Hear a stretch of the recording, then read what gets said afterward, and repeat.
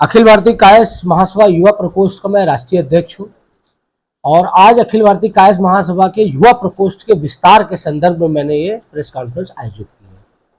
विस्तार के संदर्भ में गाजियाबाद के मशहूर चिरपरिचित क्रांतिकारी विचारों वाले भाई विकल कुलश्रेष्ठ जी को मैंने आज राष्ट्रीय उपाध्यक्ष मनोनीत किया है। साथ ही साथ उत्तर प्रदेश हमारा दो भागों में बटा है, पूर्वी और पश्चिमी। पश्चिमी उत्तर प्रदेश का मैंने इनको आज प्रभारी भी नियुक्त किया है। इसके साथ गाजियाबाद के चर्चित भारतीय जनता पार्टी के प्रवक्ता बड़े भाई प्रदीप भटनागर जी को मैंने आज अखिल भारतीय कायस्थ महासभा युवा प्रकोष्ठ का राष्ट्रीय प्रवक्ता एवं मीडिया प्रभारी मनोनीत किया है। इनकी लाइन फिर से बोल दूं। इसके साथ गाजियाबाद निवासी दिल्ली में भारतीय जनता पार्टी के मंदिर प्रकोष्ठ के प्रदेश कार्यकारिणी सदस्य मेरे छोटे भाई दीपक सक्सेना जी को मैंने अखिल भारतीय कायस्थ महासभा युवा प्रकोष्ठ का आज राष्ट्रीय सह संगठन मंत्री मनोनीत किया।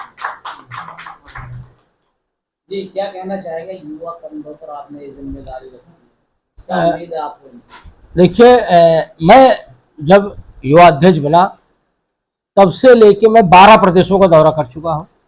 उत्तर प्रदेश के 52 जनपदों में जा चुका हूं और आज 53वें जनपद में बैठा हूं। मैं परसों दोपहर में दिल्ली पहुंचा। सबसे पहले मैंने राष्ट्रीय संगठन मंत्री माननीय चंदन सिन्हा जी से द्वारका में जाकर मुलाकात की। कल मैं गाजियाबाद के जिलाध्यक्ष महोदय के घर गया और गाजियाबाद के कार्यकारी जिलाध्यक्ष महोदय के घर गया और अपने तमाम गाजियाबाद के पुराने मित्रों से मेरी मुलाकात हुई। आज मैंने प्रेस कॉन्फ्रेंस रखी थी। सबसे पहले तो आप सबका बहुत बहुत आभार है कि मेरे इतने शॉर्ट पीरियड नोटिस में आप सब यहाँ आए। और युवाओं के लिए मैं कहना चाहता हूँ, हमारी अखिल भारतीय कायस्थ महासभा युवाओं के लिए बहुत कार्य कर रही है। जैसे युवाओं की शिक्षा की व्यवस्था में सपोर्ट कर रहे हैं, स्कॉलरशिप दे रहे हैं, रोजगार में हम लोग उनकी मदद कर रहे हैं। हमारे कई युवा आईएएस साथी हैं, आईपीएस साथी हैं जो निःशुल्क कोचिंग दे रहे हैं कि कैसे बच्चों को इंटरव्यू में बैठना है, कैसे सवालों के जवाब देने हैं। इसकी तैयारी में, कोचिंग में, शिक्षण संस्थानों में हम मदद कर रहे हैं। अस्पतालों में हमारे जितने जिले के वॉलंटियर्स हैं वो जा रहे हैं, बेहतर चिकित्सा, बेहतर दवाइयों की व्यवस्था करा रहे हैं हमारे समाज के लिए। और नव युवक जो है, युवक और युवतियों के परिचय सम्मेलन करा के शादी संबंध की व्यवस्था हमारी महासभा का युवा प्रकोष्ठ करा। जी सर, गाजियाबाद में क्या आगामी योजना है आपकी? गाजियाबाद में आज मैंने अपने 3 भाइयों को जिम्मेदारी सौंपी है और इन्होंने भी मुझे आश्वासन दिया है कि पूरी लगन और तन्मयता के साथ ये महासभा के लिए कार्य करेंगे। और इनकी कार्यशैली और कार्यप्रणाली मैंने देखी है। ये सब काम करने वाले लोग हैं, जिस क्षेत्र में भी काम करेंगे जुझारूपन से काम करेंगे। और प्रदीप भटनागर जी एक ऐसे व्यक्ति हैं जिनका गाजियाबाद में ऐसा कोई नहीं कि मैं जानता हूँ, तो इनको मैंने अपना प्रवक्ता नियुक्त किया है।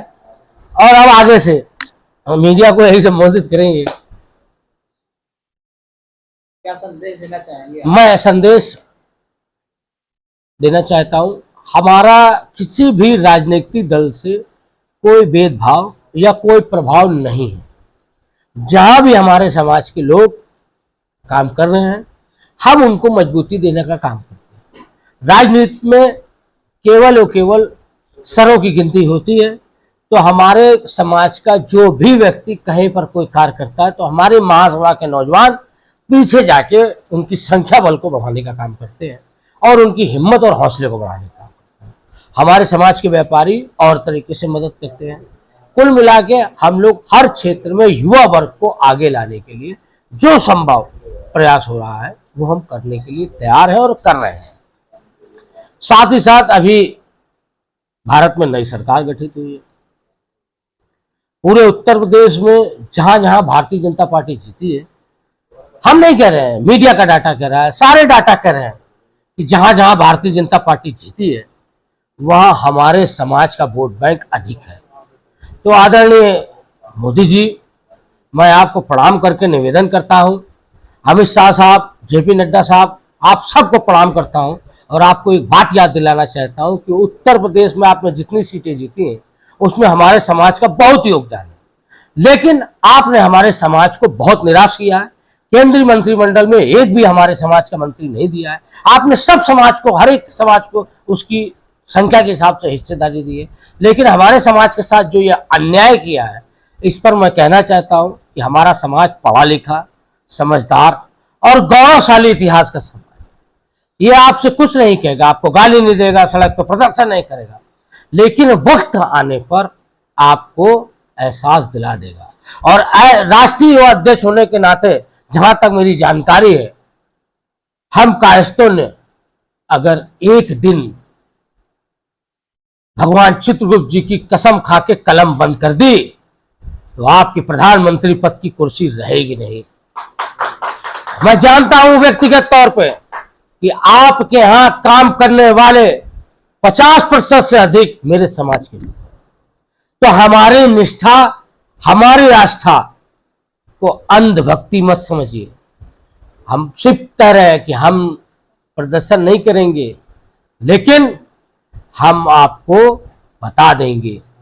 अभी बहुत समय है, आप तीसरी बार प्रधानमंत्री बने हैं, मेरा सिर्फ यही निवेदन है कि हमारी जो हिस्सेदारी हो, और ये मैं नहीं कहता कि आप किसको बनाइए, जो आपको लगे, पार्टी में आपकी वार्ड अध्यक्ष हो, जिला अध्यक्ष हो, कोई भी हो, बस हमारे समाज का हो, उसको केंद्रीय मंत्रिमंडल में स्थान दीजिए। आपने हारे हुए सांसदों को बनाया है, हमारे समाज के सांसद फिर भी जीत के आए हैं। मैं आपसे निवेदन करना चाहता हूं कि हमको कोई नहीं, हम ये नहीं कहेंगे कि किसी का नाम लेके हम करें कि नहीं उसको बना दिए। आपको जो उचित लगे, जो अच्छा लगे, जो मेहनती लगे, हमारे समाज से ज्यादा मेहनती लोग है नहीं। अच्छा पवन भाई, अभी आपने चेतावनी दी है प्रधानमंत्री जी, कुर्सी हिला देंगे। एक तरफ कह रहे हैं आप हम प्रदर्शन नहीं करेंगे, दूसरी तरफ कह रहे हैं हम कुर्सी हिला देंगे, इसका क्या तात्पर्य? कुर्सी हिलाने का तात्पर्य यह है कि हमारे पास कलम की ताकत है और एटम बम से बड़ी ये ताकत है। हमारे समाज को अच्छा नहीं लगा है, आपने सब समाज को स्थान दिए, हमारे समाज को भी स्थान देना चाहिए। भाई हम तो ये कह नहीं रहे कि नहीं आप अलग से कुछ दीजिए, एक्स्ट्रा दीजिए, नहीं हमारे 10 मंत्री बना दीजिए। वो लोग जिनकी संख्या आधा % भी नहीं है, उनको आपने मिनिस्टर बना के हम 10% लोगों को जो असम्मानित करने का कार्य किया, बहिष्कार करने का कार्य किया। मेरा आपसे निवेदन है कि कृपया ये मत करिए। आप ज्ञापन देंगे? हम कोई ज्ञापन नहीं देंगे। तो फिर कैसे बात पहुंचेगी? कैसे बात पहुंचेगी? हमने बता तो दिया आपको कि जिस दिन कलम बंद कर दी, प्रधानमंत्री पद की कुर्सी चली जाएगी। आपका जितना भी वो पीछे का बैक ऑफिस है, 50% से ज्यादा हमारे समाज के लोग हैं। ये कब तक कर देंगे आप? कब तक बंद करेंगे? अगर हमको हमारा हिस्सेदारी नहीं मिली, अगर नहीं मिला, हाँ, तो आप ये आंदोलन जारी रखें। अभी तो 5 साल का कार्यकाल है आपका, और हम लोग बहुत धैर्यवान लोग हैं, हमें कोई जल्दी नहीं। हमको हमारी संख्या के हिसाब से हिस्सेदारी चाहिए, कृपया उसे देने का कृपा करें, अन्यथा अभी बहुत मौके हैं, बहुत स्टेट के चुनाव हैं। लेकिन पिछली बार यूपी में 63 सीट ये जीते थे, इस बार तो काफी कम सीट है। ये तो हराने का काम हुआ है प्रदेश में। हाँ।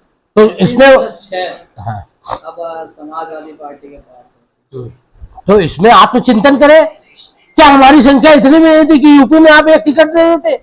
आपने टिकट नहीं दी। आप चिंतन करें, आप तो बहुत बड़े चिंतक हैं, आप चिंतन करें। अखिल भारतीय कायस्थ महासभा जो स्थापित बहुत आज से नहीं है, 200 साल से, मैं अपने खुद 500 साल का इतिहास में इस उम्र में भी जानता हूँ अपने कायस्थ बिरादरी और अपने परिवार का भी। देखिए, ये जो संस्था इसलिए बनाई गई कि जो ये पढ़ी लिखी कायस्थ बिरादरी है आज सबसे पीछे पटल पे क्यों खड़ी है। आज विषय यह है कि संस्था बनाने की जरूरत क्यों पड़ी है। इसलिए पड़ी कि हमारे कायस्थ बच्चे, हमारे कहा जाता है कि कायस्थ का बच्चा पढ़ा लिखा या मरा भला, तो उस संज्ञान को हमें आज बच्चे क्यों नहीं पढ़ पा रहे, आज उन चीजों पे आगे लाना है। इस चीजों के लिए अखिल भारतीय कायस्थ महासभा युवा प्रकोष्ठ बनी है।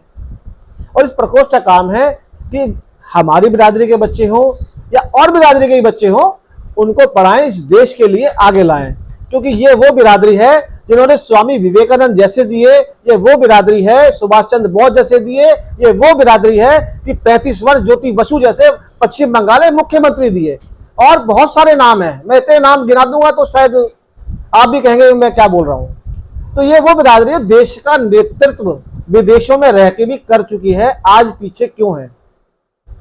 उसका कारण क्या है? क्या सरकार सपोर्ट नहीं कर रही है? आज आरक्षण जो एक पीड़ा बनी हुई है देश के लिए, हम उस पर कहां अपने आप को रखें? क्या हम स्वर्ण कास्ट में आते हैं या हम ओबीसी एससी में आते हैं? और हमने, हमारे पूर्वजों ने विभिन्न सरकारें आई और उनको कहा कि भाई आप हमें एससी एसटी में कहीं तो लो आप हमें, या हम स्वर्ण में तो स्वर्ण में आप आओ, कुछ तो करें आप। जो बच्चे 100 किताब पढ़ के 200 किताब पढ़ने के बाद एक बहुत बड़ा संघर्ष करने के बाद आईएएस आईपीएस तक पहुंचता है।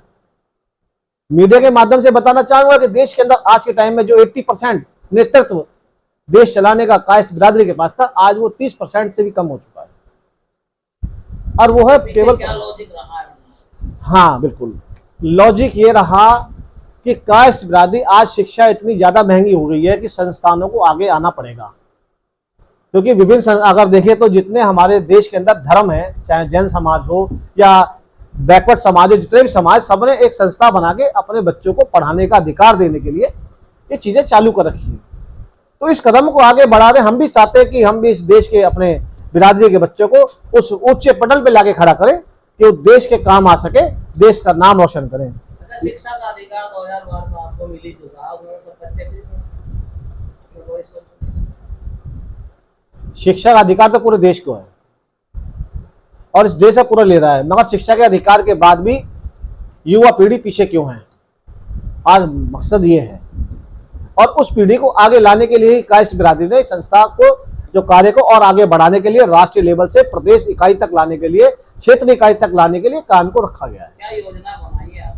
योजना ये बनाई कि जिला स्तर के अंदर जो असहाय बच्चे बिरादरी के हैं, उनको पैसे की कमी ना हो पाए, वो उच्च अधिकारी जिस तरह तक करना चाहते हैं व्यापार में, जिसमें उनको प्रोत्साहन मिले और वो आगे आए। जी बिल्कुल, स्कॉलरशिप देंगे, पूरी मदद करेंगे और मदद करके उन्हें आगे लाने का काम करेंगे। देव जी ने कहा है हम कलम के माहिर, और यदि हमारी उपेक्षा की गई तो उसका भुगतान हमें करना। देखिए, माननीय अध्यक्ष जी ने अपनी पीड़ा रखी है और माननीय प्रधानमंत्री जी तक पहुंचाने के लिए रखी है।